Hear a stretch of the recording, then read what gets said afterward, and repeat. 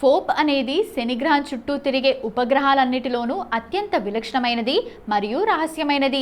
దీనిని 1899లో అమెరికన్ ఖగోళ శాస్త్రవేత్త విలియం హెన్రీ పికరింగ్ కనుగొన్నారు. టెలిస్కోప్ ద్వారా నేరుగా కాకుండా ఫోటోగ్రాఫిక్ ప్లేట్ల ద్వారా కనుగొనబడిన ప్రపంచంలోనే మొట్టమొదటి ఉపగ్రహం ఫోబ్ కావడం విశేషం. శనిగ్రహం ఏర్పడినప్పుడు దాంతోపాటు ఫోబ్ ఏర్పడలేదు. శాస్త్రవేత్తల పరిశోధనల ప్రకారం ఇది నెప్ట్యూన్ గ్రహానికి అవతల ఉండే అత్యంత శీతల ప్రాంతమైన కైపర్ బెల్ట్ నుండి దూసుకొచ్చింది. అంతరిక్షంలో ప్రయాణిస్తూ శనిగ్రహానికి దగ్గరగా వచ్చినప్పుడు దాని భారీ గురుత్వాకర్షణ శక్తికి చిక్కి శనిగ్రహం చుట్టూ తిరగడం ప్రారంభించింది.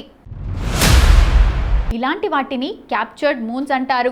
శనిగ్రహం యొక్క మిగతా పెద్ద ఉపగ్రహాలన్నీ ఒకే దిశలో తిరుగుతుంటే ఫోబ్ మాత్రం వాటికి పూర్తిగా వ్యతిరేక దిశలో శని చుట్టూ తిరుగుతుంది.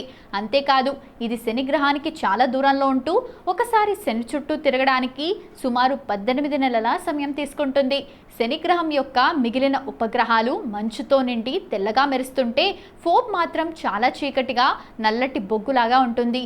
ఇది దానిపై పడే సూర్యకాంతిలో కేవలం 6% మాత్రమే ప్రతిబింబిస్తుంది. దీని సాంద్రత మరియు బరువు చాలా ఎక్కువ. ఇది 50% రాయి, 50% మంచుతో కూడిన మిశ్రమంతో నిండి ఉంటుంది. 2009లో నాసా యొక్క స్పిట్జర్ అంతరిక్ష టెలిస్కోప్ శనిగ్రహం చుట్టూ ఒక భారీ పలుచని వలయాన్ని కనుగొంది. దీనికి ఫోబ్ రింగ్ అని పేరు పెట్టారు. అంతరిక్షంలో ఉల్కలు ఫోబ్ ఉపగ్రహాన్ని ఢీకొట్టినప్పుడు దాని నుండి వెలువడిన ధూళి, మంచు కణాలు శనిగ్రహం చుట్టూ ఒక పెద్ద వలయంగా మారాయి. ఈ వలయం ఎంత పెద్దదంటే ఇందులో వందల కొద్ది భూములను అమర్చొచ్చు. ఈ వలయం వల్లే పక్కనే ఉన్న లాపటస్ ఉపగ్రహానికి ఒకవైపు నల్లటి రంగు ఏర్పడింది. దీనికి ఎలాంటి వాతావరణం లేదు. ఇక్కడి ఉష్ణోగ్రతలు -200 డిగ్రీల సెల్సియస్ కంటే తక్కువగా ఉంటాయి. దీని పరిమాణం చిన్నది కావడం వల్ల ఇక్కడ గురుత్వాకర్షణ శక్తి చాలా తక్కువగా ఉంటుంది. ఒక వీడియోలో శనిగ్రహం యొక్క వింత ఉపగ్రహమైన ఫోబ్ ఒకప్పుడు ఎలా గుండ్రంగా ఉండేదో మరియు దాని అంతర్భాగంలో గ్రహాల వంటి లక్షణాలు ఎలా దాగి ఉన్నాయో శాస్త్రీయంగా వివరించింది. ఫోబ్ ఉపగ్రహంపై శాస్త్రవేత్తలు చేసిన పరిశోధనలు ఖగోళ శాస్త్రంలో ఒక మైలురాయిగా నిలిచాయి. ఎందుకంటే ఇది శనిగ్రహం యొక్క ఇతర ఉపగ్రహాల కంటే పూర్తిగా భిన్నమైంది. 1981లో వోయేజర్ 2 వ్యోమనౌక ఫోబ్ను చాలా దూరం నుండి ఫోటో తీసినప్పటికీ దాని గురించి స్పష్టమైన సమాచారం లభించలేదు. కానీ జూన్ 2004లో నాసాకు చెందిన క్యాసినీ వ్యోమనౌక శనిగ్రహ కక్షలోకి ప్రవేశించేటప్పుడు ఫోబ్కు కేవలం 2068 కిలోమీటర్ల సమీపం నుండి ప్రయాణించి అత్యంత స్పష్టమైన చిత్రాలను, శాస్త్రీయ డేటాను సేకరించింది. ఇప్పటి వరకు ఫోబ్ దగ్గరకు వెళ్లిన ఏకైక మానవ నిర్మిత నౌక క్యాసినీ మాత్రమే. క్యాసినీ పంపిన డేటాను విశ్లేషించిన శాస్త్రవేత్తలు ఒక సంచలన విషయాన్ని కనుగొన్నారు. ఫోబ్ అనేది శనిగ్రహంతో పాటు ఏర్పడింది కాదు. ఇది సుమారు 4.5 బిలియన్ల సంవత్సరాల క్రితం సౌర కుటుంబం ఏర్పడుతున్న ప్రారంభ రోజుల్లో నెప్ట్యూన్ అవతల ఉండే అత్యంత శీతల ప్రాంతమైన కైపర్ బెల్ట్లో పుట్టింది.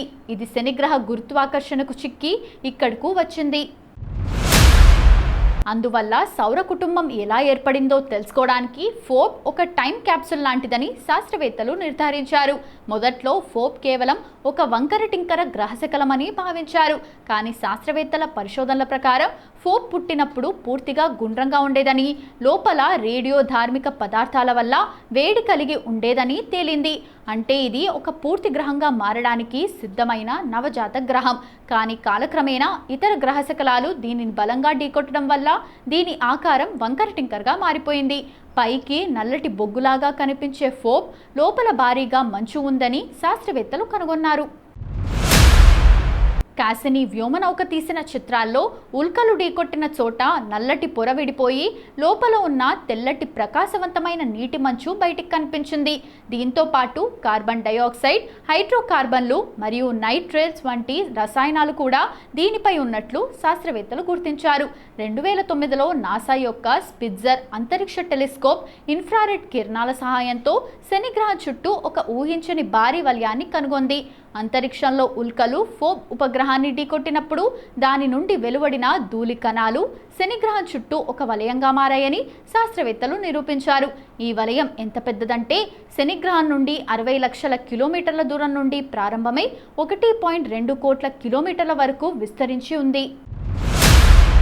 ఫోబ్ ఉపగ్రహంపై జరిగిన పరిశోధనలు శాస్త్రవేత్తలకు మన సౌర కుటుంబం వెలుపలి భాగంలో ఉండే మంచు గ్రహాలు మరియు కైపర్ బెల్ట్ వస్తువుల స్వభావాన్ని భూమికి దగ్గరగా ఉండి అధ్యయనం చేయడానికి ఒక గొప్ప అవకాశాన్ని కల్పించాయి. ఫోబ్ ఉపగ్రహం మీద కూడా మనుషులు నేరుగా అస్సలు బ్రతకలేరు. శని గ్రహం యొక్క ఇతర ఉపగ్రహాల కంటే కూడా ఫోబ్ మీద పరిస్థితులు మానవ జీవనానికి అత్యంత ప్రతికూలంగా మరియు ప్రమాదకరంగా ఉంటాయి. ఫోబ్ సూర్యుడికి మరియు శని గ్రహానికి చాలా దూరంలో ఉండటం వల్ల అక్కడ ఉష్ణోగ్రతలు ఊహించలేనంతగా తక్కువగా ఉంటాయి. ఇక్కడి సగటు ఉష్ణోగ్రత -198 వరకు ఉంటుంది. ఈ స్థాయిలో ఉండే చలికి మనుషులు సెకను కాలంలో గడ్డగట్టుకుపోతారు. ఫోబ్కు అసలు ఎలాంటి వాతావరణం లేదు. శ్వాస తీసుకోవడానికి ఆక్సిజన్ ఉండదు. అలాగే గాలి పీడనం లేకపోవడం వల్ల ప్రత్యేకమైన స్పేస్ సూట్ లేకుండా అక్కడ అడుగు పెడితే మనిషి శరీరంలోని రక్తం మరియు ద్రవాలు మరిగిపోతాయి. ఊపిరితిత్తులు క్షణాల్లో దెబ్బతింటాయి. ఫోబ్ పరిమాణంలో చాలా చిన్నది. దీనివల్ల ఇక్కడి గురుత్వాకర్షణ శక్తి భూమితో పోలిస్తే శూన్యానికి సమానం. భూమి గ్రావిటీలో కేవలం 0.05% మాత్రమే. అంటే మీరు అక్కడ నిలబడి సాధారణంగా ఒక అడుగు ముందుకు వేసినా లేదా కొద్దిగా ఎగిరినా తిరిగి కింద పడకుండా నేరుగా అంతరిక్షంలోకి విసిరివేయబడే ప్రమాదం ఉంది. ఇక్కడ స్థిరంగా నిలబడటం లేదా నడవడం అసాధ్యం. దీనికి వాతావరణ రక్షణ కవచం లేకపోవడం వల్ల అంతరిక్షం నుండి వచ్చే ప్రాణాంతకమైన కాస్మిక్ కిరణాలు మరియు రేడియేషన్ నేరుగా ఉపరితలంపై పడతాయి. అలాగే అంతరిక్షంలో ప్రయాణించే చిన్న చిన్న ఉల్కలు నేరుగా వచ్చి ఫోబ్ను ఢీకొడుతుంటాయి. వీటి నుండి మనుషులను రక్షించే వ్యవస్థ అక్కడ లేదు. ఫోబ్ ఉపరితలం అంతా నల్లటి రసాయన పొడి రాళ్లతో నిండి ఒక నల్లటి బొగ్గు గనిలా ఉంటుంది. అక్కడ ఇల్లు కట్టుకోవడానికి అనువైన నేల లేదు. పైగా తాగడానికి ద్రవరూప నీరు కానీ పంటలు పండించడానికి మట్టి కానీ అక్కడ లభించవు. ఖగోళ శాస్త్రవేత్తల ప్రకారం ఫోబ్ అనేది సౌర కుటుంబం వెలుపలి భాగం నుండి వచ్చిన ఒక చనిపోయిన మంచు ముక్క. భవిష్యత్తులో రోబోలు లేదా మానవరహిత వ్యోమనౌకలు మాత్రమే అక్కడ ల్యాండ్ అయ్యి పరిశోధనలు చేయగలవు తప్ప మనుషులు అక్కడ స్థావరం ఏర్పరచుకొని బ్రతకడం అనేది సైన్స్ పరంగా అసాధ్యం.